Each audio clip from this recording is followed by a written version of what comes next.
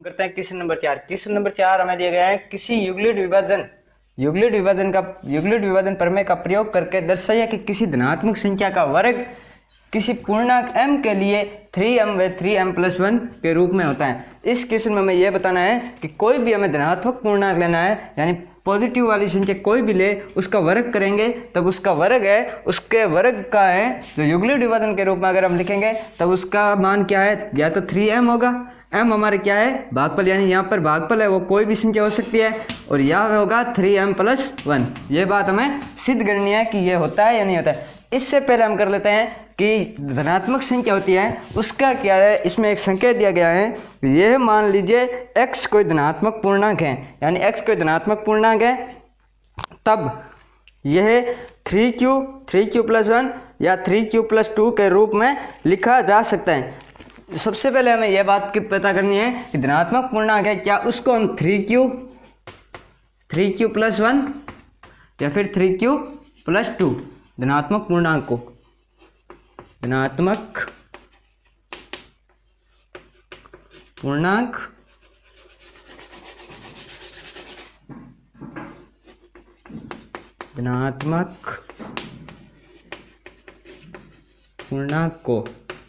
धनात्मक पूर्णांक को क्या हम इस रूप में लिख सकते हैं या नहीं लिख सकते हैं। उसके बाद ये गए, इसमें से प्रत्येक का वर्ग कीजिए। इसमें से प्रत्येक का क्या करना है, वर्ग करना है, और दर्शाइए कि इन वर्गों का 3m+1 के रूप में लिखा जा सकता है या नहीं लिखा जा सकता है। सबसे पहले हम इस बात की जांच कर लेते हैं, क्या हम धनात्मक पूर्णांक को इस रूप में लिख सकते हैं या नहीं लिख सकते हैं। तो हम इस क्वेश्चन को हल करने से पहले करते हैं,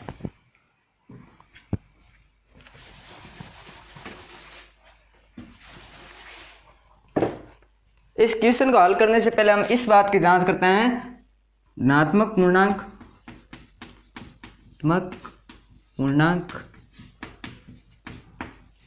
3q+1 3q+2 में है या नहीं। इस बात की अगर हमें जांच करनी हो तो हम सबसे पहले जैसे हमने उदाहरण 2 में किया था, युग्लिड विभाजन से युग्लिड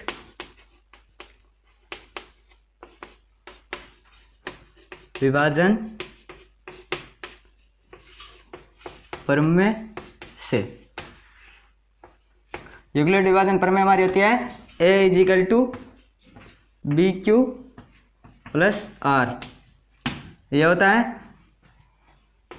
यह होती है हमारी युग्लिड विभाजन प्रमेय। अब हम एक कोई भी धनात्मक संख्या लेते हैं, जैसे सबसे पहले हम धनात्मक संख्या लेते हैं 6।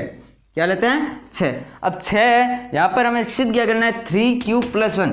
इसकी अगर हम इस 3q की अगर हम इस प्रमेय से तुलना करें तो ए तो हमारा हो गया भाज्य हमारी क्या होनी चाहिए, धनात्मक संख्या होनी चाहिए। भाज्य हमारी धनात्मक संख्या कोई सी भी हो सकती है, इसका मतलब ए का मान तो हम 6 मान लेते हैं। उसके बाद है बी यहाँ पर तुलना करने पर हमारा बी कितना प्राप्त होता है, 3। बी कितना प्राप्त होता है, 3। क्यू होता है आर हमारा इसमें क्या प्राप्त होता है, अगर इस एक फलन की हम इस समीकरण से प्रमेय से तुलना करते हैं तो हमारा आर प्राप्त होता है 0। और ए हमारी होती है धनात्मक संख्या,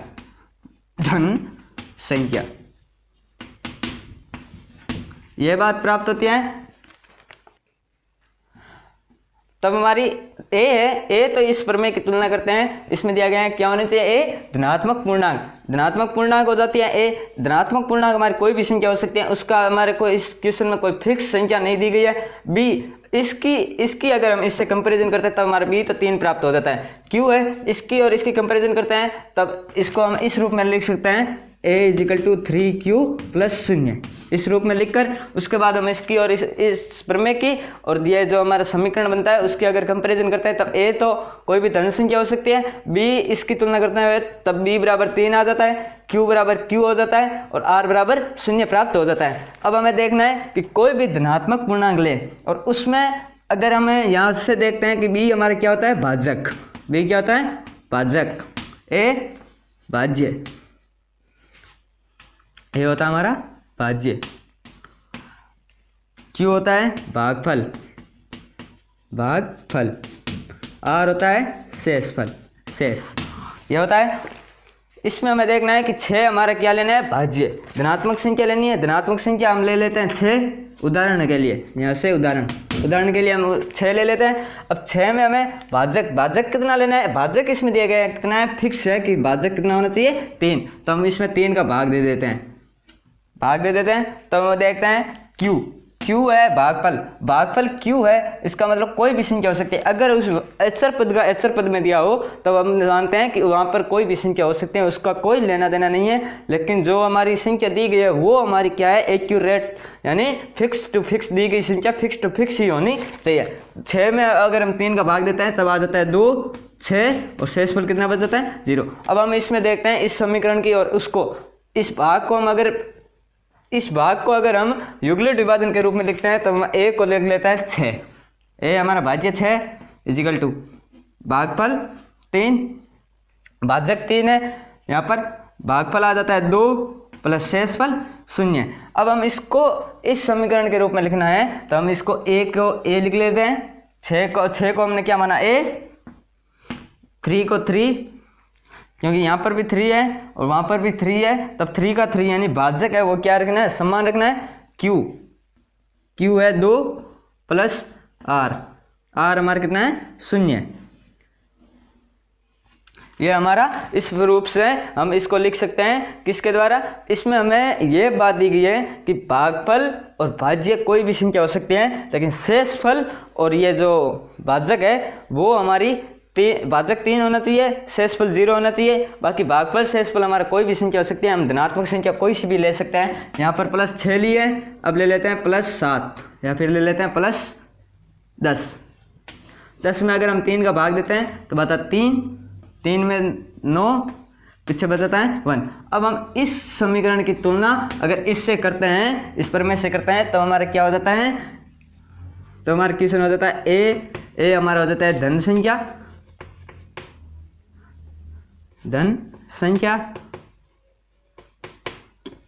बी की अगर हम इससे कंपैरिजन करते हैं तब हो जाता है 3, क्यू हो जाता है क्यू, आर हो जाता है कितना 1। यानी हमें यह देखना है कि कोई भी धनात्मक संख्या ले क्या उसका मान भी इस रूप में हम लिख सकते हैं या नहीं लिख सकते हैं, इसमें देखते हैं। अब हम इसको अगर इस प्रमेय के रूप में लिखते हैं तो आता है, प्रमेय में सबसे पहले क्या आता है, प्रमेय में हमारा सबसे पहले आता है धनात्मक संख्या यानी भाज्य बराबर भाजक गुणा भागफल प्लस शेषफल। इस 10 को हम a मान लेते हैं क्योंकि इसमें हमारे को धनात्मक संख्या वो कोई फिक्स नहीं है, तो हम इसको a के रूप में लिख लेते हैं धनात्मक संख्या को। फिर आ जाता है भाजक हमारा दिया गया है कितना है 3, भागफल कोई भी संख्या हो सकती है +1, यानी हम इसको भी इस रूप में लिख सकते हैं। इसके बाद हम एक संख्या और ले लेते हैं, वो आ जाती है 17 में 3 का भाग देते हैं तो आ जाता है 15, 2। अब हम इसको भी इस रूप में लिखेंगे, पहले हम इसकी और इसकी तुलना कर लेते हैं, इसकी और प्रमेय की तुलना करते हैं तो हमारा हो जाता है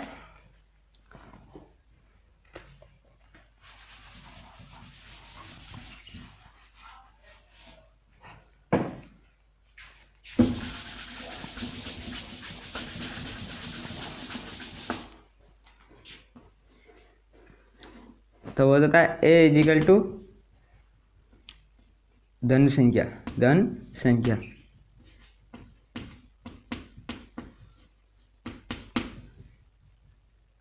b equal to 3, q equal to q और r इजिकल टू 2।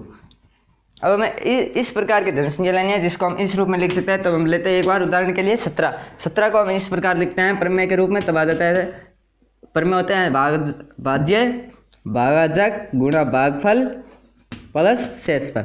इसको हम अब हम जो संख्या का हमें शेषफल इसकी हम कंपैरिजन करते हैं, जो भागफल है उसको तो हम q लिख लेते हैं और जो भाज्य है उसको हम क्या लिख लेते हैं a, तब आ जाता है a इजिकल टू 3q + 2, यानी हम धनात्मक संख्या को इस रूप में भी लिख सकते हैं। अब हम एक उदाहरण के लिए ले लेते हैं। कोई बच्चा सोचेगा कि 2 में 3 का भाग नहीं जाता, उसको हम किस रूप में लिखेंगे, 2 को 2 भाग 3, 2 में 3 का भाग नहीं जाता है तब यहाँ पर लिख लेते हैं 0, शेषफल 2, भाज्य 0।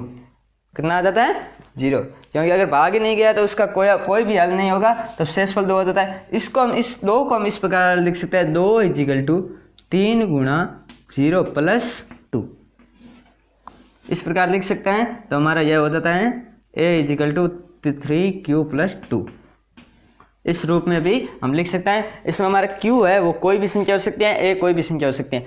इस प्रकार हमें ये तो क्या है हमारी धन पूर्णांक हैं। हमने सबसे पहले इस बात की जांच कर ली कि धन पूर्णांक को हम इस रूप में लिख सकते हैं या नहीं लिख सकते हैं। धन पूर्णांक को इन 3 रूपों में हम व्यक्त कर सकते हैं। अब चाहे आप कोई भी संख्या ले लो और उसमें 3 का भाग दोगे तब धन पूर्णांक के रूप में इसी प्रकार आएगी, या तो शेषफल 2 बचेगा, या शेषफल 1 बचेगा, या शेषफल 0 बचेगा। इसमें हमें ये बात पक्की नहीं करनी, इसमें हमारी ये बात तय नहीं है कि भागफल कोई भी चेंज हो सकता है। आप बड़ी संख्या लोगे तो भागफल बड़ा आ जाएगा, छोटी संख्या लोगे तो छोटा आ जाएगा, लेकिन इसमें भाजक है वो तो फिक्स है कि 3 ही लेना है। अब हम करते हैं इसका वर्गों का हल।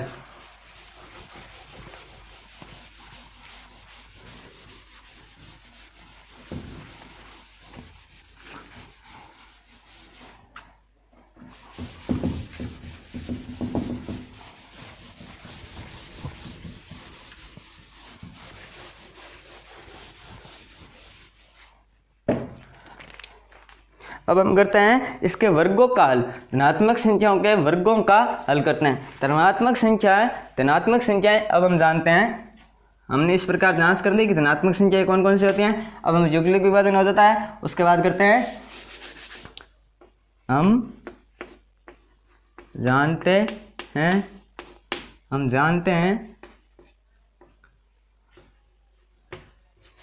क्या जानते हैं, धनात्मक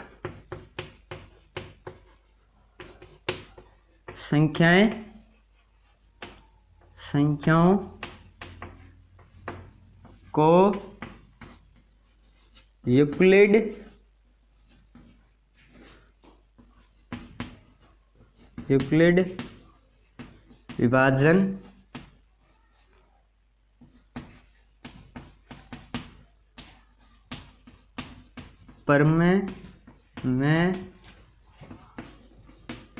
निम्न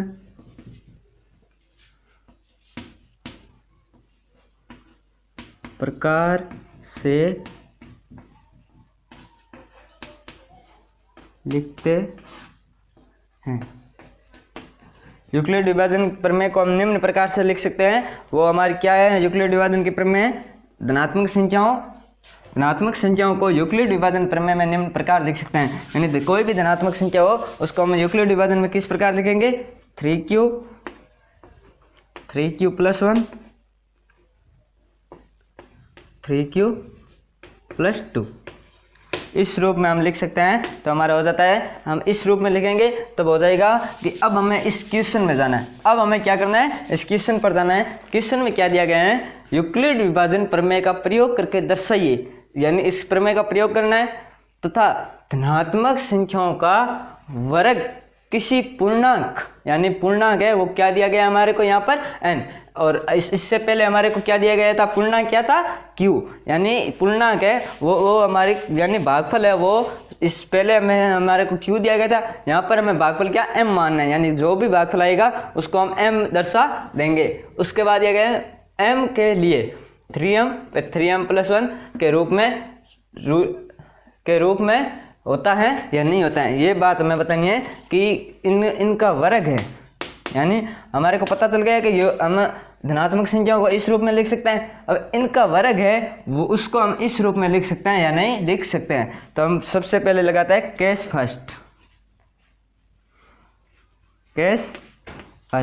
फर्स्ट यानी स्थिति फर्स्ट में हम लगाते हैं धनात्मक संख्या 3q लेने पर, धनात्मक संख्या 3q लेने पर, धनात्मक संख्या को हम किस में लिखते हैं, 3q में। धनात्मक संख्या को 3q लेते हैं तो हम करते हैं इसका वर्ग 3q का स्क्वायर 3q का स्क्वायर कितना हो जाता है हमारा 9q स्क्वायर। अब हमें बताना है कि हमारा जो भागफल है उसको हम क्या लिख सकते हैं m, तब हमें इसको इस रूप में बनाना है कि इसका रूप क्या बन जाए 3m, यानी भागफल है यानी भाजक है वो तो 3 रह जाए, भाजक 3 रह जाए, भाज्य तो हमारी ये हो जाती है, जो धनात्मक संख्या होगी वो तो हमारी क्या हो जाती है भाज्य हो जाती है, धनात्मक संख्या भाज्य हो जाएगी।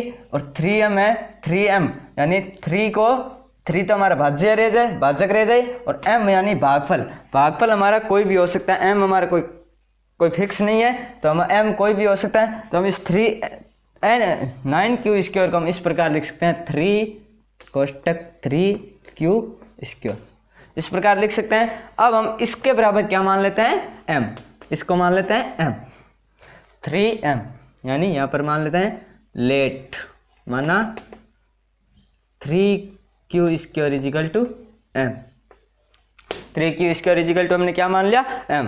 तब हम इसको क्या किस रूप में लिख सकते हैं 3m, ये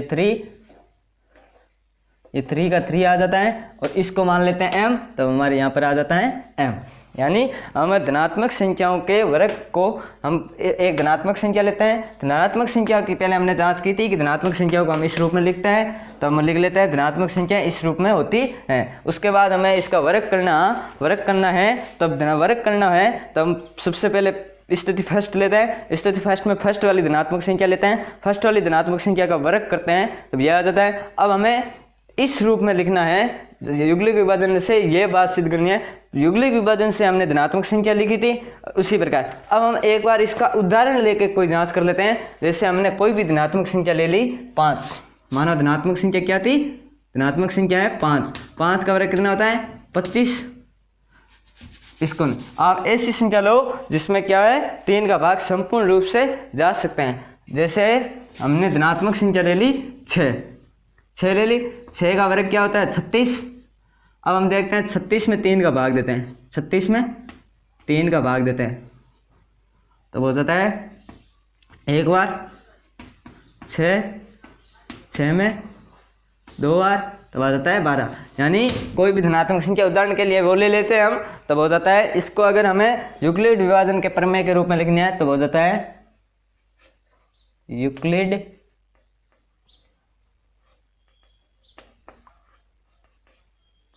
विभाजन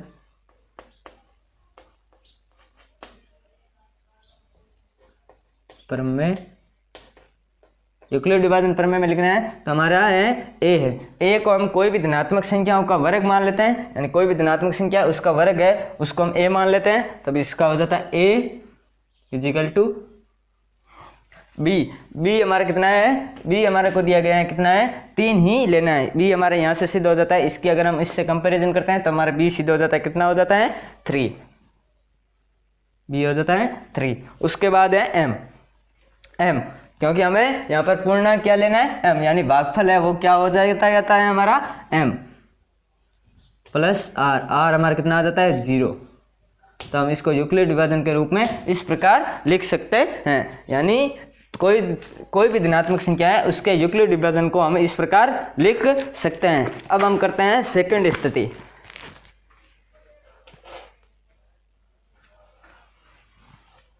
अब हम करते हैं सेकंड स्थिति।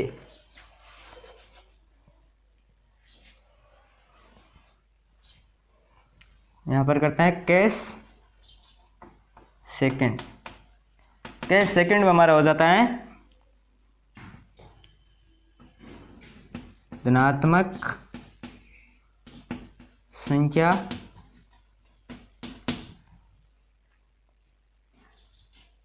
(3q+1) लेने पर हम धनात्मक संख्या को किस रूप में लेते हैं 3q+1 के रूप में लेते हैं। अब हम देखते हैं इसमें 3q+1 हम देखते हैं, हम ऐसी धनात्मक संख्या लेनी है जिसका वर्ग करने पर उसका शेषफल क्या आ जाए 1 आ जाए और भाजक है वो क्या हो जाए 3। इससे पहले तो हम धनात्मक संख्या ले लेते हैं, धनात्मक संख्या हमारी हो जाती है 7।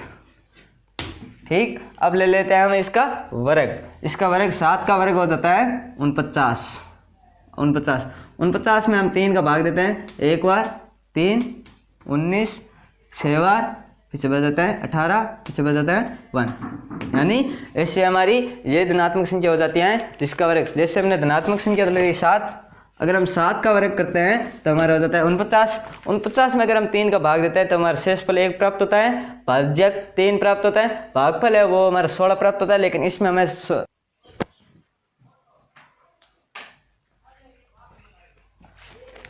हम देखते हैं हमारी धनात्मक संख्या मैंने ली थी 7, 7 का वर्ग होता है 49, 49 में अगर हम 3 का भाग देते हैं तो हमारा शेषफल प्राप्त हो जाता है 1, भाजक हमारा 3 प्राप्त होता है, भागफल है वो कितना हो जाता है 16। अब हमें इसमें ये दर्शाना है कि कोई भी धनात्मक संख्या ले उसका वर्ग करते हैं तो हमारे को क्या है, वो जो शेषफल है वो तो 1 प्राप्त हो जाए, भाजक है वो 3 प्राप्त हो जाए, बाकी भागफल और भाज्य में कोई परिवर्तन नहीं है, क्योंकि भाजक और भागफल हमारे कोई भी संख्या हो सकते हैं, उससे हमारे को कोई मतलब होते नहीं है कि हमारे भागफल ये होनी चाहिए और भाज्य ये होनी चाहिए। इसमें बस तय यही है कि शेषफल और भाज्य है वो क्या हमें 3 और 1 ही प्राप्त होना चाहिए।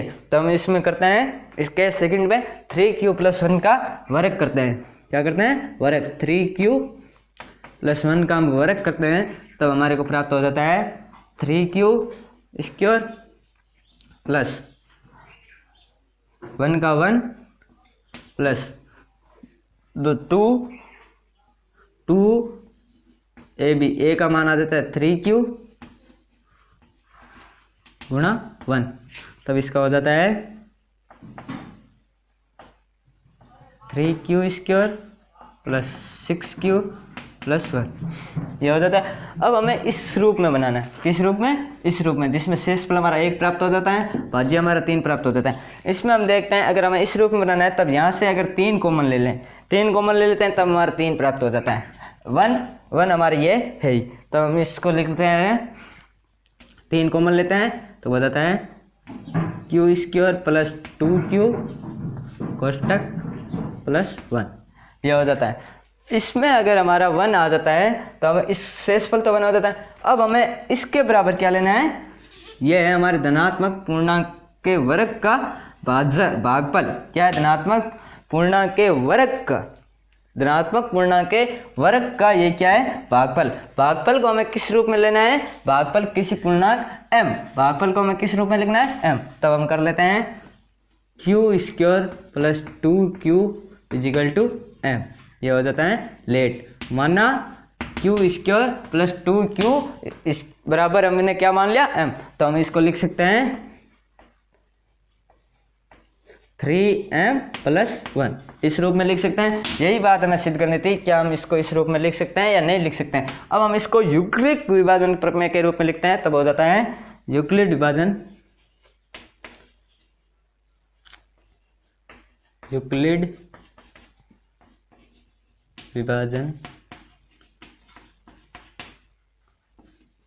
प्रमेय। यूक्लिड विभाजन प्रमेय के रूप में लिखना है तो हम इसको लिख लेते हैं।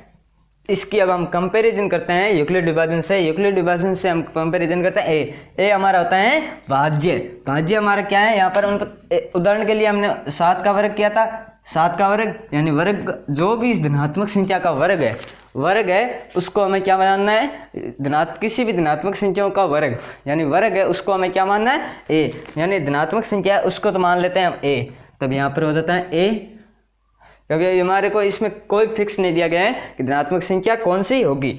उसके बाद हो जाता है बी का मान अगर हम इसकी कंपैरिजन करते हैं इससे, तब हमारा बी प्राप्त हो जाता है 3 क्यू। यहाँ पर क्या है, क्यू। यहाँ पर क्यू हमारा क्या प्राप्त हो जाता है इसकी कंपैरिजन करने पर, यहाँ पर कर लेते हैं या फिर यूक्लिड प्रमेय से तुलना करने पर, यूक्लिड विभाजन से इसकी क्या करते हैं, तुलना करते हैं। तब हमारा हो जाता है क्यू क्या प्राप्त हो जाता है m + r हमारा क्या प्राप्त हो जाता है 1, यानी इसको हम इस रूप में भी लिख सकते हैं। यूक्लिड विभाजन के अंदर हम इसको इस रूप में लिखेंगे। बाकी इसकी अगर हमें सिद्ध करना था तब हमारे यहाँ पर सिद्ध हो जाता है। इस संख्याओं का है, हमें पता है कि जो हमारी धनात्मक पूर्णांक है उसको हम इस रूप में, एक तो 3q + 1 3q + 2 के रूप में लिख सकते हैं। इसमें से हम इसका वर्ग कर देते हैं 3q का, जैसे हमने पहले स्थिति में 3q का वर्ग किया था। उसके बाद हम सेकंड स्थिति में 3q + 1 का वर्ग करते हैं। 3q + 1 का वर्ग करते हैं तो हमारे को 3 जो भी हमारा जैसे हमारे 3m+1 इस रूप में है तो हमारे को 3 कॉमन लेना है, क्योंकि हमारा भाजक है, भाजक को हमें निश्चित मान दिया गया है, भाजक कितना रखना है 3, तो हम इसमें से 3 कॉमन ले लेते हैं, यानी भाजक तो हमारा 3 बनाना है। बाकी जो भी होगा वो क्या है, उस वर्ग का भागफल होगा। जैसी भी संख्या में हम 3 का भाग देंगे उसका भागफल हो जाता है। भागफल को हमें भागफल है ये तो हमारा 3q² + 2q ये भागफल होता है। इस भागफल को हम किस रूप में लिख सकते हैं, m हमने क्या माना था, भागफल को m के रूप में माना था। और शेषफल है, शेषफल को हमारे 1 का 1 लिख देते हैं, यानी इसको हम ये बात भी हमारी सिद्ध हो जाती है कि किसी भी संख्याओं का वर्ग है वो इस प्रकार हो सकता है। अब हम करते हैं केस थर्ड। क्या करते हैं, केस थर्ड। केस थर्ड में हमारा होता है धनात्मक संख्या लेने पर 3q + 2 संख्या लेने पर। अब हम लेते हैं ऐसी संख्या जिसका क्या है, जिसका जो शेषफल है वो कितना बचे 2, तो हम लेते हैं 49 7 में हमारा शेषफल 1 बचता है। अब हम लेते हैं 7 के बाद हम ले लेते हैं 17, हमने पहले 17 ली थी, अब हम यहाँ पर भी ले लेते हैं 17। क्या ले लेते हैं 17, 17 का वर्ग हमारा कितना होता है 289, 17 × 17 17 7 119, 17 और 11 28, यानी 17 का वर्ग हमारा कितना हो जाता है 289। अब हम 289 में 3 का भाग देते हैं। धनात्मक संख्या 17 मानी थी, इसका वर्ग होता है 289। 289 में हमने 3 का भाग देते हैं। 289 में 3 का भाग देना है, क्योंकि हमारा भाजक है वहाँ पर यहाँ पर तय है कि भाजक कितना है 3 का भाग देते हैं तो हमारा हो जाता है 6 बार, पहले जाता है 9 बार 27, 1 9 19 में जाता है 6 बार 18, पीछे कितना बचता है 1, यानी हमने ऐसी संख्या चूज की है जिसमें शेषफल क्या बचे। जैसे हमारी धनात्मक संख्या है, उस धनात्मक संख्या में अगर 3 का भाग दें तो हमारा शेषफल क्या बचे 2 बचे, लेकिन उसका अगर वर्ग करते हैं, उस संख्या का अगर वर्ग करके उसमें 3 का भाग देते हैं तो हमारा शेषफल कितना बच जाता है 1 बच जाता है। तो हम इसका करते हैं वर्ग, 3q + 1 का वर्ग करते हैं, 3q + 2 का वर्ग, इसका वर्ग करते हैं तब हो जाता है 3q² + 4 + 2 × 3q + 2, तो हो जाता है 3q² + 2 दूनी 4 4 ये 12q + 4, यह हो जाता है। इसमें हम देखते हैं यहाँ पर हमारे 3 इनमें से तो कॉमन आ सकता है, लेकिन इसमें से हमारे 3 कॉमन नहीं आ सकता है, तो हम इसको 4 को हम इस रूप में लिख सकते हैं 3 + 1 इस रूप में लिख सकते हैं। तो हम देखते हैं इस फलन से तो हमारे क्या है 3 कॉमन आ जाता है, और 1 है वो हमारा क्या है 1 का 1 शेष बच जाता है, इसको हम एक बार 1 का 1 शेष छोड़ देते हैं। तब यहाँ से हम 3 कॉमन लेते हैं तो हमारा हो जाता है 3q² + 12 में 3 का भाग देते हैं 4, 4q + 1 + 1, ये हो जाता है। इसमें हम देखते हैं कि इस फलन को जो भागफल है, जैसे ये आ जाता है हमारे क्या है इस संख्या का भागफल, इस भागफल को तो हमें क्या मानना है m, भागफल को m मानना है, और शेषफल हमारा शेषफल बच जाता है, और भाजक है भाजक हमारे को क्या 3 ही प्राप्त करना है, तब भाजक हमें 3 प्राप्त हो जाता है। अब हम करते हैं q² + 4q + 1 = m, ये तो हमने क्या किया था लेट, यानी माना था, हमने माना था कि ये होता है m के बराबर होता है। तब हम करते हैं इसको यूक्लिड विभाजन के रूप में लिखते हैं, तब आ जाता है 3, इसको m माना m + 1। अब हम इसकी कंपैरिजन कर देते हैं किससे, यूक्लिड विभाजन प्रमेय से, यूक्लिड विभाजन प्रमेय से, यूक्लिड विभाजन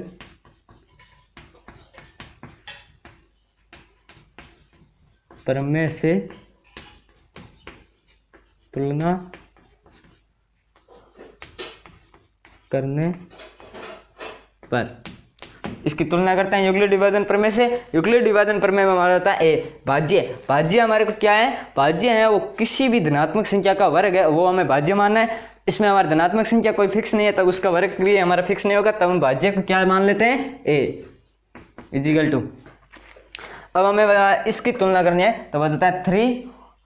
यहाँ पर देखते हैं बी, इसकी और इसकी तुलना करते हैं, तब बी का मान क्या आ जाता है 3, तो हो जाता है 3। क्यू, क्यू का मान यहाँ से तुलना करने पर हमारे क्यू क्या प्राप्त हो जाता है, एम प्लस आर। आर का मान क्या हो जाता है, +1।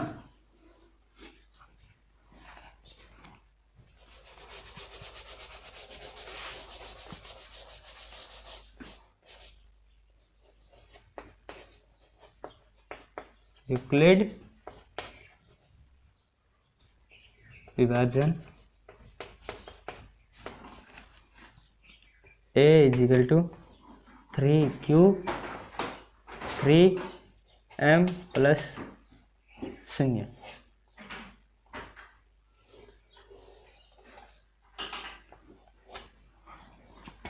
यहाँ पर हम देखते हैं कि यहाँ पर हमें क्या प्राप्त हो जाता है, ए का मान, यहाँ पर हमारा जो यूक्लिड विभाजन प्रमेय लिखते हैं तब हमें प्राप्त हो जाता है a इजिकल टू 3m+1, इस प्रकार प्राप्त हो जाता है। तब हम देखते हैं कि यहाँ ये भी मान समान है, ये भी मान समान है, यानी हम ऐसी धनात्मक संख्या लेंगे जिसमें शेषफल या तो 1 बचे या 2 बचे, तब उसका वर्ग करेंगे। वर्ग करने के बाद हमारा जो शेषफल बचेगा वो कितना बचेगा, हमेशा 1 ही प्राप्त होगा। वर्ग करने पर उसका शेषफल क्या प्राप्त होगा, चाहे उस पर शेषफल 2 बचे लेकिन उसका वर्ग करने के बाद शेषफल 1 बचेगा।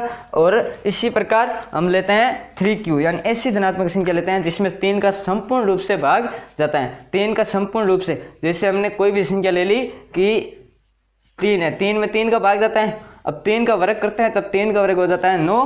9 में भी अब हमें पता है कि 9 में भी 3 का संपूर्ण भाग जाएगा और 3 में भी संपूर्ण भाग जाएगा, यानी धनात्मक संख्या में भी संपूर्ण भाग जाएगा और उसकी वर्ग का भी, उसके वर्ग में भी संपूर्ण भाग जाएगा। लेकिन हम ऐसी संख्या लेंगे जिसमें हमारा शेषफल 1 बचे या 2 बचे, तब उसके वर्ग करेंगे, उसके वर्ग में 3 का संपूर्ण भाग नहीं जाएगा, उसका शेषफल हमेशा कितना बचेगा, 1 ही शेषफल बचेगा, इससे अधिक शेषफल नहीं बच सकता है। इस प्रकार हमारे ये क्वेश्चन सिद्ध हो जाता है। इसको हमें यूक्लिड विभाजन में ये है पहली स्थिति में इस प्रकार लिखेंगे, इसको आप +0 को नहीं दर्शाओगे तो भी चल सकता है।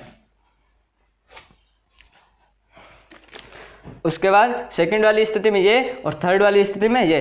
इस क्वेश्चन को करने से पहले हमें सबसे पहले ध्यान देने की बात ये थी कि इसमें हमारी कोई धनात्मक संख्या है, उसकी मान उसको हम किस रूप में लिख सकते हैं, उसका ध्यान होना जरूरी है। ये बात हमें ध्यान होनी जरूरी है। अब हम करते हैं क्वेश्चन नंबर 5। क्वेश्चन 5 में दिए गए हैं यूक्लिड विभाजन का प्रमेय का प्रयोग करके दर्शाइए। यूक्लिड विभाजन प्रमेय का, यूक्लिड विभाजन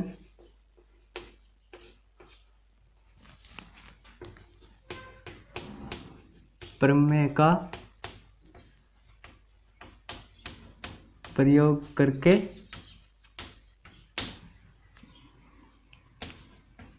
दर्शाइए कि किसी धनात्मक पूर्णांक का, किसी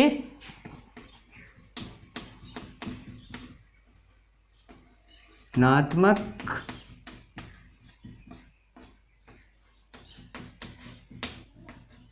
पूर्णांक का घन, धनात्मक पूर्णांक का घन क्या हो सकता है, या तो 9m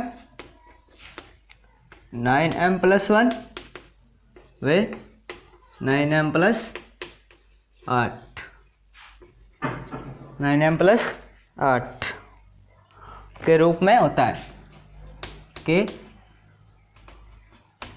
रूप में होता है। इसमें हमें यह बताना है कि जिस प्रकार हमने क्वेश्चन नंबर 4 किया था उसमें पूछा गया था किसी भी धनात्मक पूर्णांक का वर्ग, इसमें पूछा गया किसी भी धनात्मक पूर्णांक का घन, यानी घन है कोई भी धनात्मक संख्या। जैसे हमने पहले उसमें भी उस क्वेश्चन नंबर 4 में भी जैसे हमने कोई भी धनात्मक संख्या ली, कोई भी हो, चाहे वो 1 से शुरू होनी चाहिए, +1 से शुरू होकर +n तक हो सकती हैं, उसमें से कोई भी संख्या हम चूज करते हैं, उसका घन है घन को हम या तो 9m प्राप्त होगा, यानी घन में अगर हम 9 का भाग देंगे तो हमारा क्या होगा 9m प्राप्त होगा, या फिर 9m + 1 प्राप्त होगा, या फिर 9m + 8 के रूप में होगा। यानी हम यूक्लिड विभाजन में अगर उसको दर्शाएंगे तब इस रूप में ही वो शो होगा। ये बात हमें जांच करनी है। तो हम जानते हैं, सबसे पहले इसका सॉल्यूशन में लिख लेते हैं, वी कैनो डेट। हम जानते हैं, हम क्या जानते हैं, हम जानते हैं कि धनात्मक संख्याएं निम्न होती हैं। धनात्मक संख्याएं यूक्लिड विभाजन के रूप में धनात्मक संख्याएं निम्न होती हैं। यूक्लिड विभाजन के रूप में यूक्लिड विभाजन के रूप में धनात्मक संख्या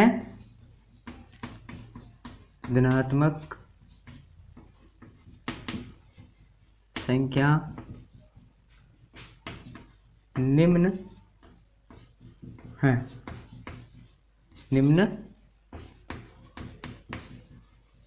है।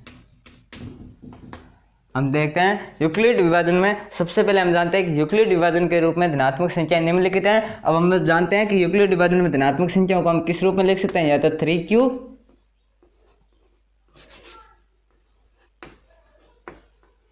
+ 1 वे 3q + 2 इस रूप में हम लिख सकते हैं। तब हमें इन संख्याओं का, या तो इन संख्याओं को कर लो, या हम कोई भी धनात्मक संख्या लेकर उसका वर्ग करके हम उसको यूक्लिड विभाजन के रूप में लिखते हैं। तब उसको, उसमें हमें धनात्मक संख्याओं का घन, यानी जो भी हमारा घन आएगा उसको तो हमें क्या मानना है, इनडायरेक्टली, यानी कोई भी हमारा अचर पद मानना है। अचर पद हम जानते हैं कि यूक्लिड विभाजन में ए होता है।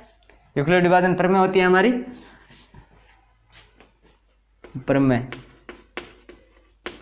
प्रमेय क्या होती है, ए = यूक्लिड विभाजन प्रमेय। यूक्लिड विभाजन प्रमेय क्या होती है, ए = BQ + R। ये होती है हमारी प्रमेय। या तो कोई धनात्मक संख्या ले लेते हैं, हम कोई धनात्मक संख्या ले लेते हैं। हमने माना कि जैसे धनात्मक संख्या है कोई भी, जैसे हमने मान ली धनात्मक संख्या है 6, तो हम इस 6 का तो क्या करते हैं, सबसे पहले तो करते हैं 6 का वर्ग, यानी ऐसी संख्या ले जिसमें हमारे क्या है 3 का भाग संपूर्ण रूप से जाता है। जैसे हमने मान लिया एक बार 6 में 3 का भाग जाता है, 6 में 3 का भाग जाता है, संपूर्ण रूप से जाता है, क्योंकि सबसे पहले हमें इस रूप में लिखना है। किस रूप में, 9m में। तब हमें जानते हैं कि 6 में 3 का भाग संपूर्ण रूप से जाता है। 6 में अगर 3 का भाग देते हैं तब आता है 2। अब हम करते हैं 6 का घन। 6 का क्या करते हैं, घन। 6 का घन होता है 216। कितना होता है, 216। अब देखते हैं 216 में हम क्या करते हैं, 3 का भाग देते हैं। 216 भाग 3, तब आ जाता है 7, 21, 6, 6, 2, 0, ये आ जाता है। 216 में अगर हम 3 का भाग देते हैं तो हमारा 72 भागफल प्राप्त होता है, 0 शेषफल प्राप्त होता है। अब हमें इसको यूक्लिड विभाजन में अगर शो करना है तो हमें पता है कि धनात्मक पूर्णांक का घन, धनात्मक पूर्णांक का घन है वो तो हमारा कोई निश्चित यानी तय नहीं है, तो उसको तो हम अचर पद में इसकी तुलना कर देते हैं, इस पद से कर देते हैं। इस भाग की तुलना इस हमें यूक्लिड विभाजन के प्रमेय से करते हैं, तो हमारा हो जाता है अचर पद है, जो भी हमारे घन होगा उसको तो हम अचर पद लिखते हैं। अचर पद यूक्लिड विभाजन में होता है ए। उसके बाद देखते हैं भागफल हमारे कितना आ जाता है यहाँ पर 3, तो आ जाता है 3 प्लस गुणा 72, 3 गुणा 72 प्लस 0 के शेषफल क्या बराबर हो जाता है 0। अब हमें इसको 9m के रूप में लिखना है। किस में लिखना है, 9m। तो हम लिखते हैं a = 3 गुणा 72 में 3 का भाग देते हैं, तब आ जाता है 2 और 24, 3 गुणा 24, ये आ जाता है। यहाँ से हम 3 को 3 से गुणा करते हैं तब तो हो जाता है 9, तब आ जाता है a = 9 प्लस 24। 24 को हम 24 है वो क्या हो जाता है, हमारा भागफल प्राप्त हो जाता है। 24 को हम किस रूप में लिख सकते हैं, 24 को हम m के रूप में लिख सकते हैं, क्योंकि हमें यहाँ पर m के रूप में लिख सकते हैं, या फिर इसको हम लिख लेते हैं q। क्या लिख लेते हैं q। इसको हम इस रूप में भी लिख सकते हैं या फिर इस रूप में। अब हमें पता है कि हम धनात्मक संख्या है उसको तो हम इन 3 रूप में लिख सकते हैं, ये लिख सकते हैं, ये हमने पहले जान लिया। अब हम इन्हीं 3 रूपों का अगर हम घन करेंगे तब हमारी ये बात है हमारी सिद्ध हो जाएगी। तो हम सबसे पहले करते हैं केस फर्स्ट। केस फर्स्ट में हो जाएगा, केस फर्स्ट में हमारा है 3q धन संख्या लेने पर, धन संख्या को हम क्या लेते हैं 3q लेते हैं धन संख्या को, तो हमारा हो जाता है 3q। अब हमें क्या करना है 3q क्या करना है धनात्मक पूर्णांक का घन, यानी हमारे धनात्मक पूर्णांक तो हो जाता है 3q का हमें क्या करना है घन, 3q का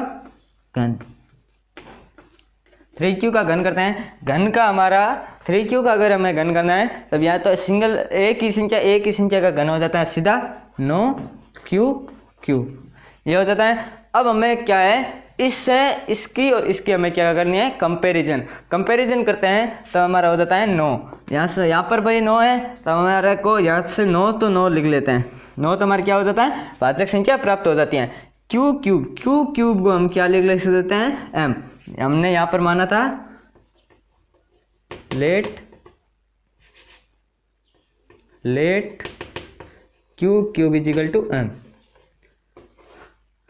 हमने m क्यों माना, क्योंकि हमारे को m के रूप में, यानी हमारा जो पूर्णांक है वो किस रूप में लेना है m के रूप में। कोई भी जो हमारा भागफल प्राप्त होगा उस भागफल को हम पूरे को क्या मानते हैं m मानते हैं तब हो जाता है 9m। इस प्रकार अब हम इसकी कर देते हैं यूक्लिड विभाजन से तुलना। यूक्लिड विभाजन से तुलना करने पर, यूक्लिड विभाजन से तुलना करनी है तो हम इसको सीधा ऐसे भी बोल सकते हैं कंपेयर टू यूक्लिड विभाजन। यूक्लिड विभाजन से तुलना करनी है तो ए तो हमारी जो धनात्मक संख्या है उसका क्या होगा घन हो जाता है। घन को हम क्या लिख लेते हैं एचर पद, क्योंकि हमारी धनात्मक संख्या अगर फिक्स नहीं है तो उसका घन तो हमारा फिक्स होगा भी नहीं, तो इसको तो लिख लेते हैं ए।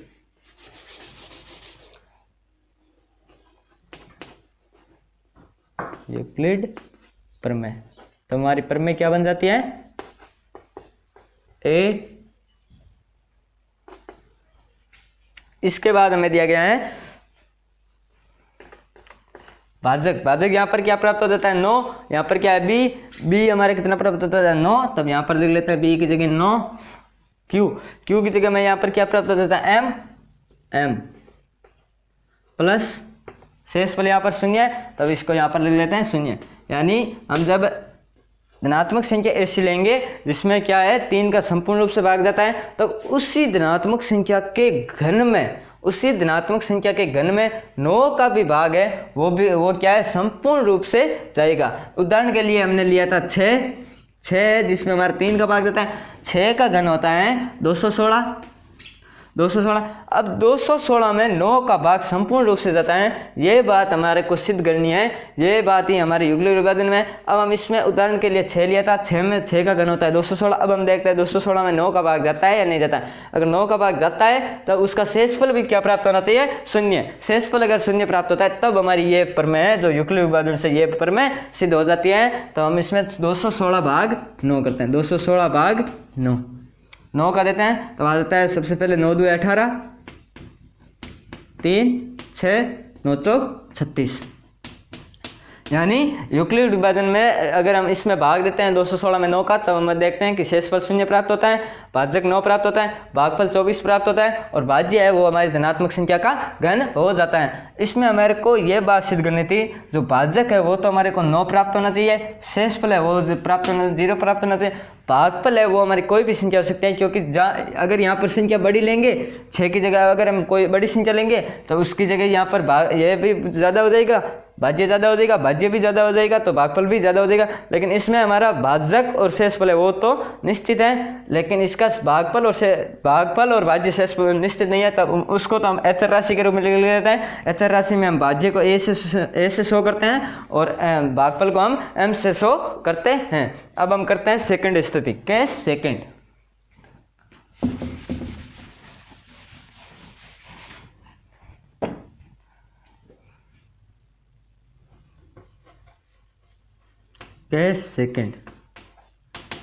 केस सेकंड में दिया गया है, केस सेकंड में हमारा क्या है, धन पूर्णांक को क्या लेना है, 3q, धन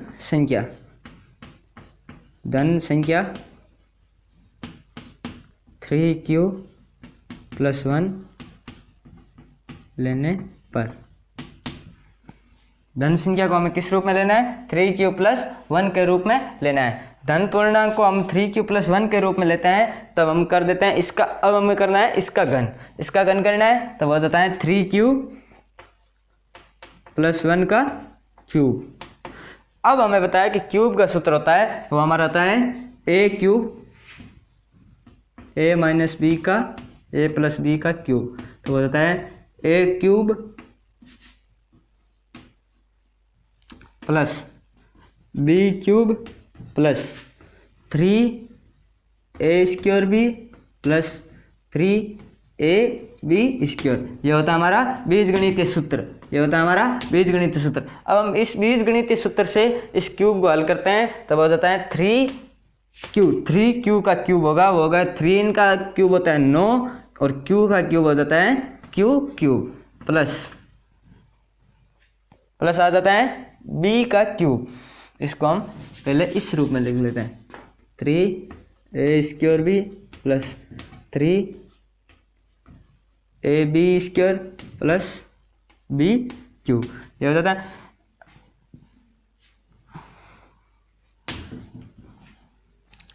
अब हम लिखते हैं 3a² b, 3a का मान है 3q का स्क्वायर करते हैं, तब हो जाता है 9, यहाँ पर 3 का क्यूब है वो कितना हो जाता है 27, यहाँ पर भी हमने गलती कर दी, यहाँ पर 3 का क्यूब क्या हो जाता है 27, यहाँ पर 9, हमें 9 के रूप में लिखना था, तो आ जाता है 3 क्यूब को हमने क्या माना था m, यहाँ पर आ जाता है 27।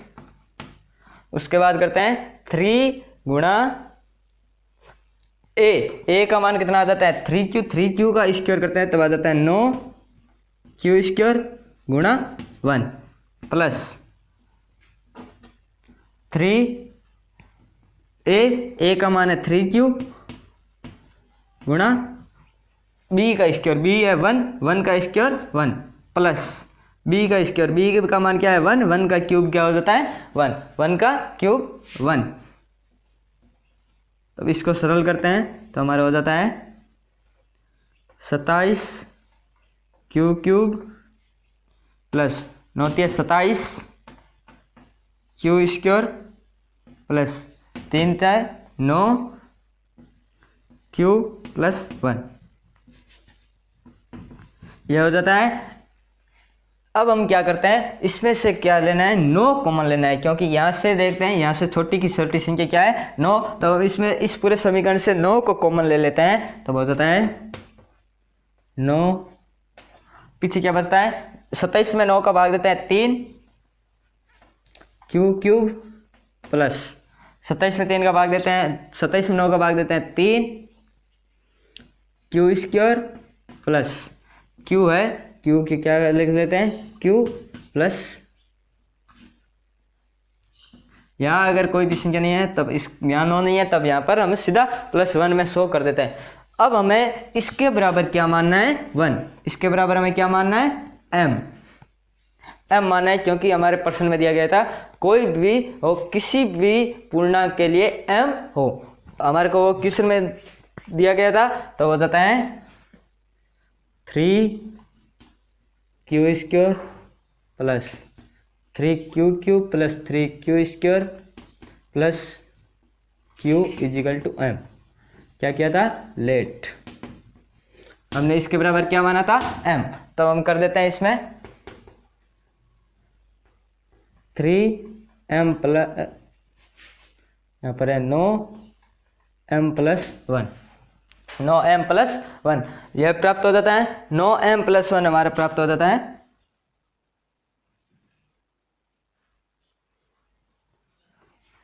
नो m+1 हमारा प्राप्त हो जाता है। अब हम इसकी कर देते हैं, इस समीकरण कंपैरिजन कर देते हैं किससे, युग्लिक विभाजन से। कंपेयर टू युग्लिक विभाजन, तुलना करने पर, तुलना करते हैं किससे, तुलना करते हैं यूक्लिड प्रमेय से। यूक्लिड प्रमेय से अगर हम तुलना करते हैं तो हमारा हो जाता है, यूक्लिड प्रमेय से अगर हम तुलना करेंगे तो हमारा हो जाएगा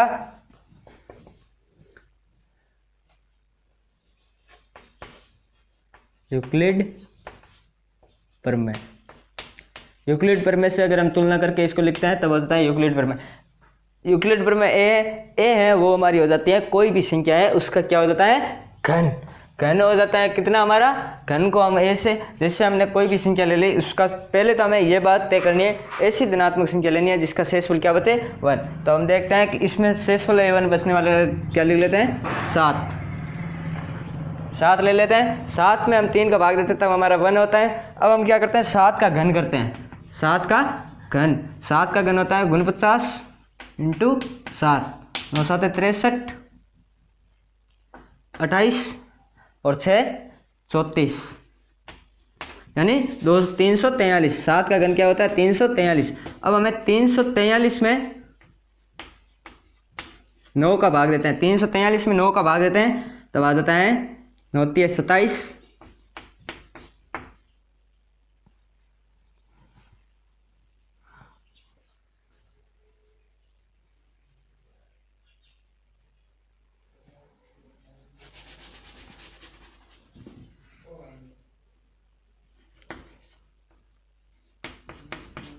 9 7 63, 6 28, 7 चौक 28, 28 और 6 हो जाता है 28 और 2 30, 30 और 4 34।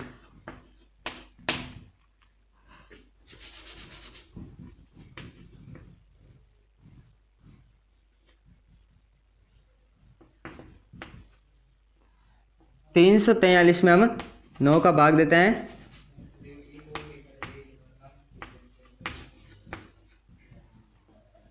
बताता है 9 का, 9 3 27,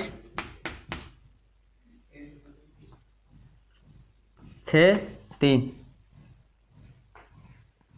पीछे बताते हैं 6 नहीं 7, कितने बताते हैं 7, 27 34 में से 7 गए, पीछे बताते हैं 7 73, 73 में हम लेते हैं 9 का भाग तब जाता है 8 बार आता है 72, पीछे बताते हैं 1।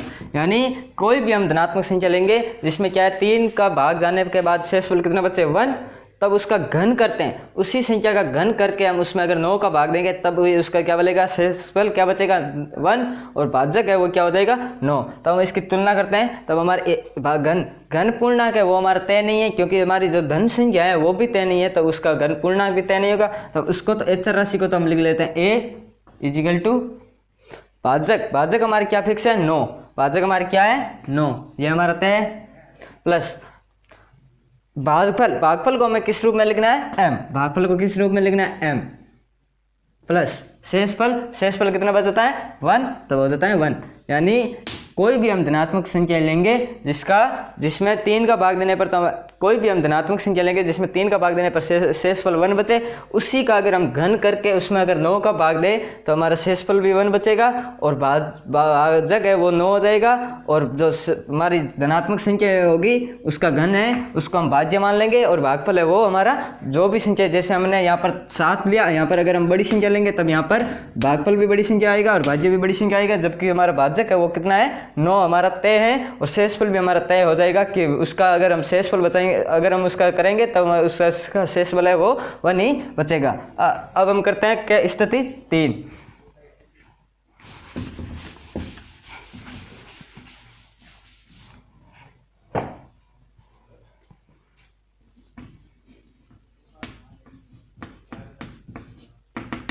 केस थर्ड में धन संख्या अब हमने ये तो कर ली, ये भी स्थिति कर ली। अब हम करते हैं स्थिति थर्ड। स्थिति थर्ड में दिया गया है धन संख्या 3q + 2 लेने पर, यानी हमारी धन संख्या है वो क्या लेनी है, 3q + 2 लेनी है। तो हम सबसे पहले करते हैं इसका क्यूब, 3q + 2 का क्यूब, क्योंकि हमें किसी भी धनात्मक पूर्णांक के घन में करना है तब हो जाता है घन। घन का सूत्र हमारे ये होता है a का क्यूब, 3 का क्यूब हो जाता है 27 q³ + 3 a का मान है 3, तब आ जाता है a का आ जाता है 9q², a का स्क्वायर आ जाता है 9q² गुणा b का मान है 2 + 3 गुणा a का मान है 3q गुणा b का स्क्वायर 2 का स्क्वायर हो जाता है 4 प्लस b का क्यूब 2 का क्यूब हो जाता है 8, 2 का क्यूब कितना हो जाता है 8। अब हम देखते हैं इसमें तो 9 का भाग जाता नहीं क्योंकि ये 9 से छोटी है। तो इस समीकरण को पहले हम सॉल्यूशन में लिख लेते हैं सरल रूप में हो जाएगा 27 q³ प्लस 9 × 27, 27 2 54 q² 3 × 9 9 चौक 36 q प्लस 8 को 8। इसमें हम देखते हैं 8 में तो 9 का भाग जाता नहीं है। इस समीकरण से हम क्या ले लेते हैं, 9 कॉमन ले लेते हैं, क्योंकि इसमें 27 है लेकिन 36 नहीं आता है। 27 के पाड़े में 54 तो आता है लेकिन 36 नहीं आता है। उसके बाद 36 लेते हैं तो 36 के पाड़े में 27 नहीं आता है। इसमें से 9 कॉमन लेते हैं। 9 का अगर भाग देता है तब इसमें संपूर्ण रूप से जाता है, तब हो जाता है 9 कॉमन लेते हैं तब हमारा समीकरण बन जाता है 27 में 9 का भाग देते हैं 3 q³ 54 में देते हैं तब आ जाता है 6 q² प्लस 36 में देते हैं तब आ जाता है 4q = 8। यह प्राप्त हो जाता है। इसके बराबर हमें क्या मानना है 1, क्योंकि हमें जो भी धन पूर्णांक होगा यानी भागफल होगा उसको क्या लिखना है, m से शो करना है। तो हो जाता है let 3q² plus 3q³ plus 6q² plus 4q = m। हमने क्या माना, इसके बराबर m माना है। तो हम इसको सरल रूप में लिखते हैं तो हमारा हो जाता है 9m + 8 इस रूप में हो जाता है। इस समीकरण को हम क्या कर देते हैं, युगलिक विभाजन से तुलना कर देते हैं। युगलिक विभाजन से तुलना करते हैं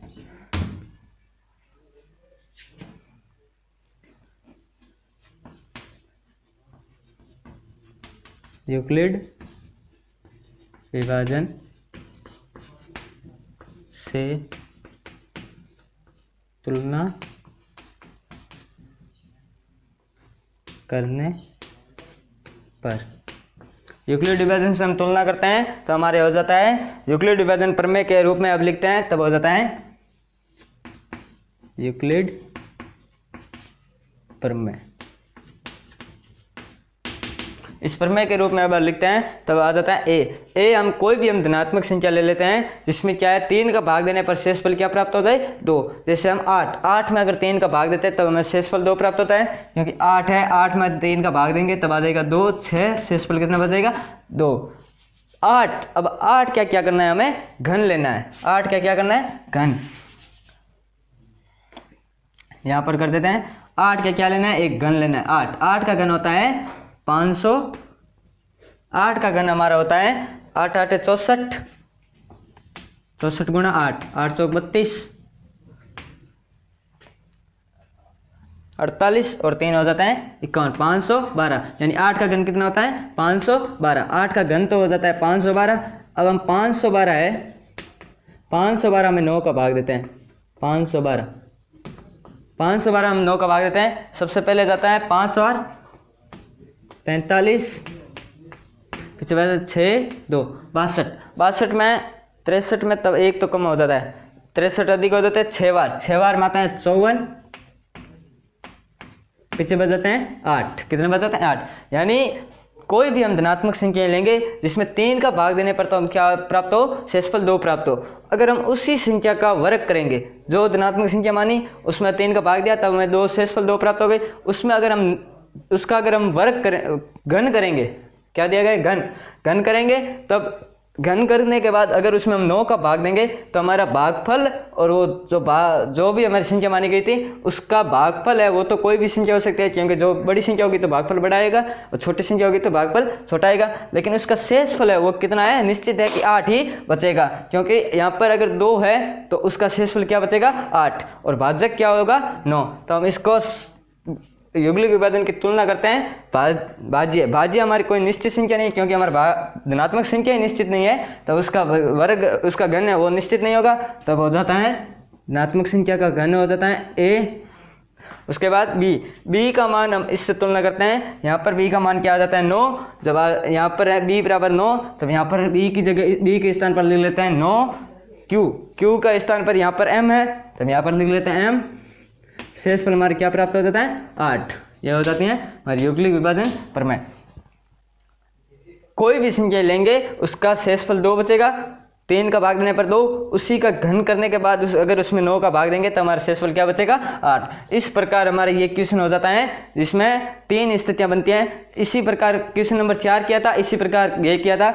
हमें सबसे पहले ये बात पता होनी चाहिए कि हम धनात्मक संख्या हैं उसके 3 रूप होते हैं, उसको हम इस रूप में लिख सकते हैं 3q + 1 3q + 2। ये बात हमें या तो याद कर लें, क्योंकि अगर मेरे को ये क्वेश्चन पूछा गया तो ये अगर एग्जामिनर अगर कहीं संख्या चेंज करके दे तो संकेत जरूर देगा। अगर संकेत होगा तब हमें सबसे पहले संकेत पे ध्यान देना है कि धनात्मक संख्या कौन कौन सी है।